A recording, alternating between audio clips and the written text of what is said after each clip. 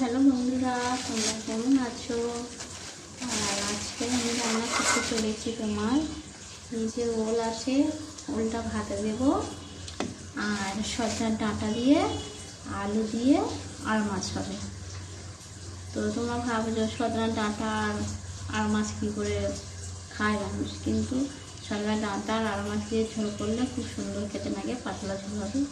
আর হচ্ছে করলা নিয়ে নিয়েছি, এখানে করলা আছে, করলা ভাজা করবো আর ভাত তো বসিয়ে দিয়েছি।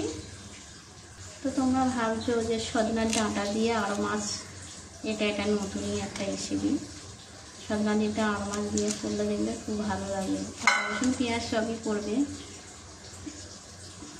ভালো করে কষিয়ে তারপরে সব মশলা সবই দেবো, আদা রসুন সবই দিয়ে সজনার ডাঁটা দিয়ে আরও মাছের ঝোল হবে। তো আমি সবজি কেটে নিয়েছি, এখানে আমি করলা কেটে নিয়েছি আর এখানে পেঁয়াজ আছে আর এখানে আলু আছে, আলু দিয়ে সজনা ডাঁটার ঝোল হবে। আর এখানে সজনা ডাঁটা আছে, একটু রসুন নিয়ে নিয়েছি আর একটু আদা নিয়ে নেবো, দিয়ে তরকারি হবে।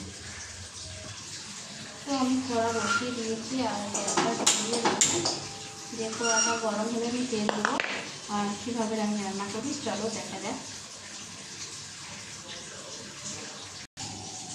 তো কড়া আমার গরম হয়ে গেছে আর আমি এখন একটা তেল দিয়ে দেবো, তেল দিয়ে করলাগুলো ভেজে নেবো আমি।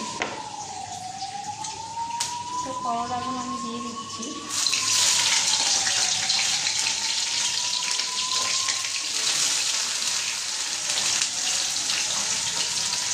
সব করলাগুলো আমি দিয়ে দিলাম। তো আমি নুন হলুদ দিয়ে দেবো, দিয়ে আমি ঢাকা দিয়ে দেবো, আস্তে আস্তে এটা হতে থাকবে। হলুদগুলোও দিয়ে দেবো,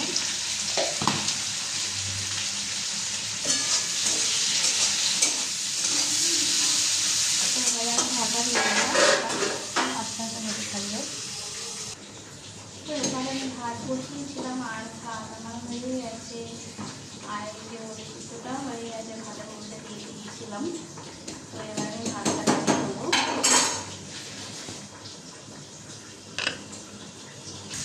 তো দেখো আমার মিক্সচার ভাজা হয়ে গেছে আর আমি এবারে ভাজাটাকে লাগিয়ে নেবো। মিক্সচার ভাজা হয়ে গেছে আর এখানে আমি আর মাছ নিয়ে নিয়েছি, আর মাছ দিয়ে সজনা ডাঁটা দিয়ে ভরে নেবো।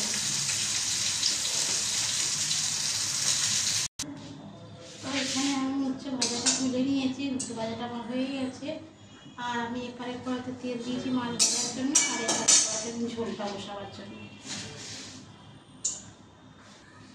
তো না আর মাছটা আমি হলুদ মাখিয়ে নিয়েছি আর এখানে আর মাছটা ছেড়ে দেবো। তার আগে তেলটা আমি একটু ঢেলে দেবো, তেলটা হয়ে গেছে আর মাছটা আমি দিয়ে দিচ্ছি।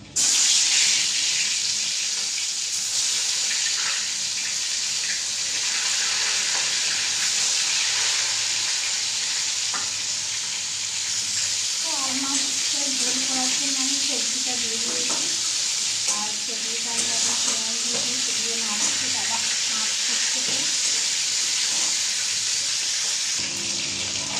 আদা রসুন সব দিয়ে দিয়েছি, রসুন লঙ্কা গুঁড়ো দিয়ে সব দিয়ে দিয়েছি, দিয়ে আমি একটু কষাচ্ছি, কষা হয়ে গেলে তারপরে জল দিয়ে দেবো।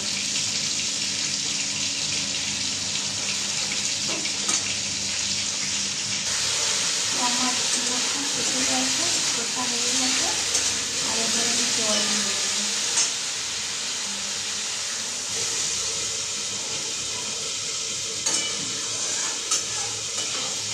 জল দিয়ে দিয়েছি, এবারে আলুটা সিদ্ধ হয়ে গেলে মাছটা ছেড়ে দেবো। তো আমার ঝোল ফুটে গেছে আর মাছগুলো আমি ফুটিয়ে দেবো এটা।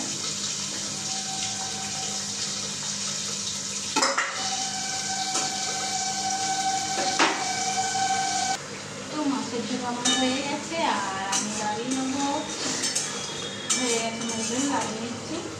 তো আর মাছ দিয়ে আর সজনা ডাঁটা দিয়ে আলু দিয়ে ঝোল করলে বেশ ভালোই লাগে, খারাপ লাগে না। বা খুব সুন্দর হয়েছে, তোমরাও বানিয়ে দেখতে পারো।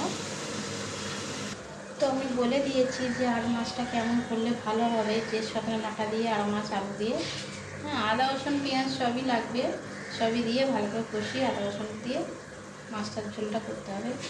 তো ঠিক আছে, চলো এখন আমি এখানেই আমার শেষ, আর আমি রাখছি। আর ভালো লাগলে শেয়ার কমেন্ট করবে। টাটা।